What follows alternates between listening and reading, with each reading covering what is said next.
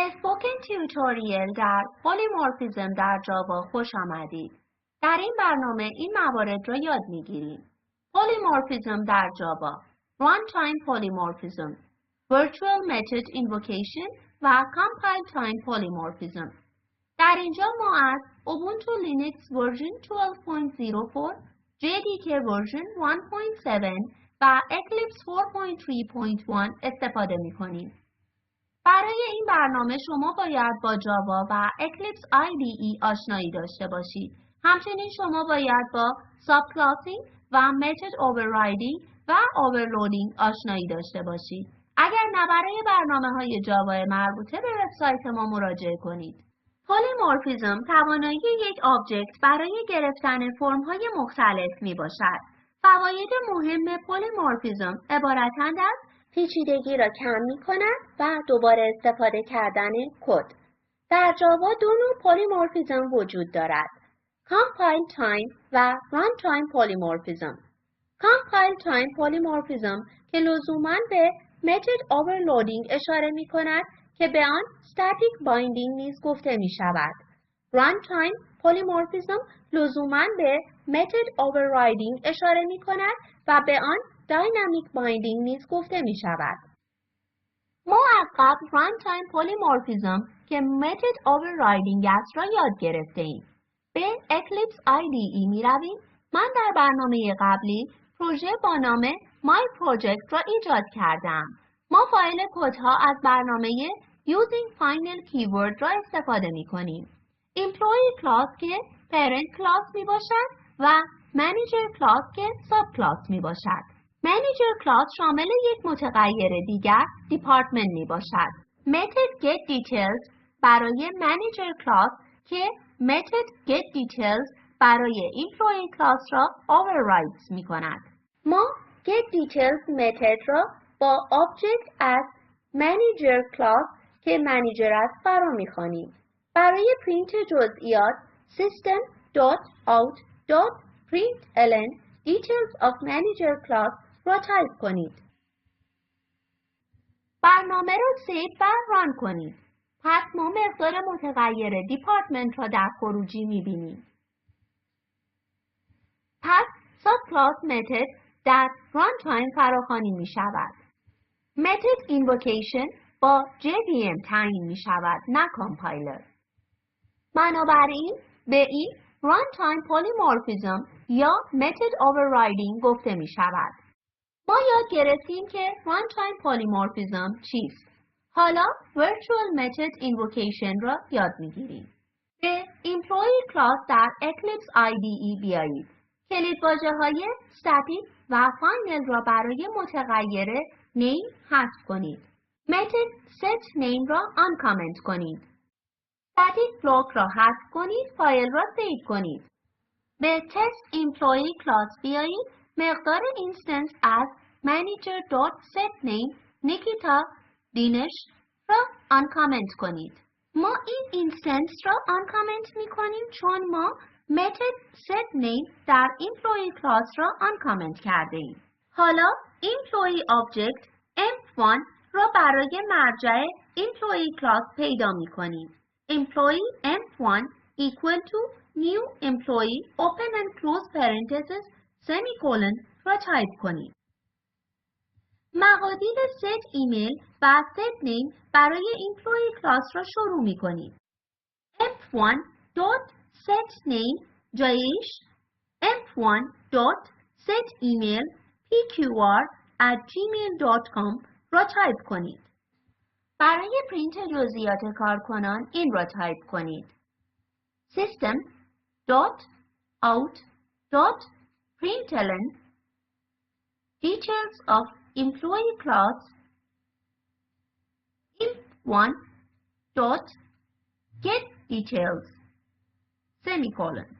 حالا manager object emp2 برای مرجع employee class را پیدا می کنید. Employee emp2 equal to new manager open and close parentheses semicolon را تایپ کنید. ما قادر به انجام این کار هستیم چون هر جاوا آبجکت که بیشتر از یک is a test را قبول شود پلیمورفیک می باشد.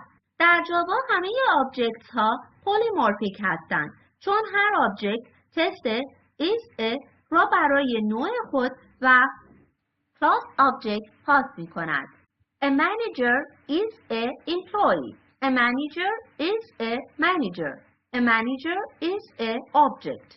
تنها راه دسترسی به آبجکت از طریق reference variable می باشد. Reference variables مثل imp1, imp2 و manager. در اینجا ما دو manager objects را پیدا می کنیم. یکی با مرجع employee class و دیگری با مرجع manager class. با استفاده از imp2 object مقادیر برای set email، set name و set department را شروع می کنیم. imp2.setName Ankita m2.setEmail xyz@gmail.com m2.setDepartment IT را تایپ کنید. می‌بینید که یک اشتباه است. The method setDepartment string برای نوع employee تعریف نشده است.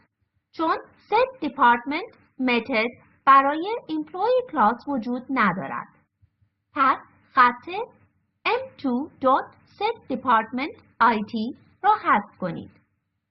برای پرینت جزئیات system.out.println details of manager class m2.getDetails semicolon را تایپ کنید. برنامه را سیو و ران کنید. در اینجا در خروجی ما manager of را بلانک به دست می آوریم. چون department در manager class را با استفاده از m2 شروع نکرده ایم. برای دمو اجازه دهید که department پیشفرض IT باشد. پس به manager class بروید و مقدار department را شروع کنید. برنامه را سیو و ران کنید. ما خروجی employee object که employee class را اشاره می کند را به دست می آوریم. manager object که به employee class و manager object که به manager class اشاره می کنند. در اینجا می بینیم که getDetails method از manager class با m2 خوانده می شود. اما وقتی که m2 می خواهد setDepartment را بخواند یک اشتباه می دهد که به این دلیل است. کامپایلر getDetails method را در employee class در زمان m2.getDetails می بیند. پس این اشتباه نمی دهد و کد را معتبر می کند. در زمان run JVM که getDetails را در manager class به عنوان getDetails از manager class که getDetails از employee class را override می کند را فراخوانی می کند. پس ما خروجی را طبق getDetails از manager class به دست می آوریم. اما کامپایلر setDepartment method را در employee class نمی بیند. بنابراین باعث اشتباه در setDepartment که با m2 خوانده می شود خواهد شد. اینجا employee method getDetails برای employee class فراخوانی می شود. فهرست کامپایلر که employee class برای getDetails در زمان imp1.getDetails می باشد. در زمان اجرا JVM که getDetails در employee class را فراخوانی می کند. پس ما خروجی را طبق getDetails از employee class به دست می آوریم.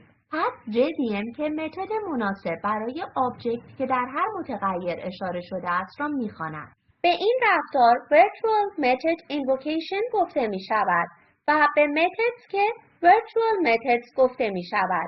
تمام متدها در جاوا به این صورت می باشند. پس ما یاد گرفتیم که virtual method invocation چیست و از قبل compile time polymorphism که method overloading است را یاد گرفته ایم و به طور خلاصه compile time polymorphism را یاد می گیریم. در compile time polymorphism که کلاس می تواند بیشتر از یک متد را داشته باشد. متد شامل همان نام اما با تعداد متفاوتی arguments می باشد.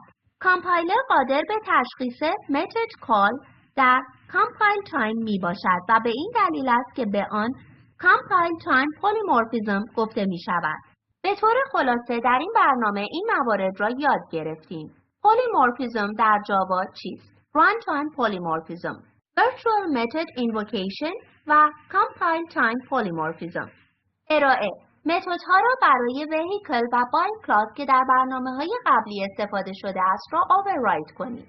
ویدیو در لینک زیر خلاصه اسپوکن تیوتوریال پروژکت می باشد. لطفاً مشاهده کنید. تیم پروژه اسپوکن تیوتوریال کارگاه آموزشی ارائه می‌دهد و به کسانی که آزمون آنلاین را قبول شوند گواهینامه می‌دهد. برای جزئیات به ما ایمیل بفرستید. بودجه اسپوکن تیوتوریال پروژکت توسط NMEICT MHRD دولت هند فراهم می‌شود. اطلاعات بیشتر در این لینک در دسترس می‌باشد. ترجمه و صداگذاری شبنم اقبال خان. با تشکر از شما.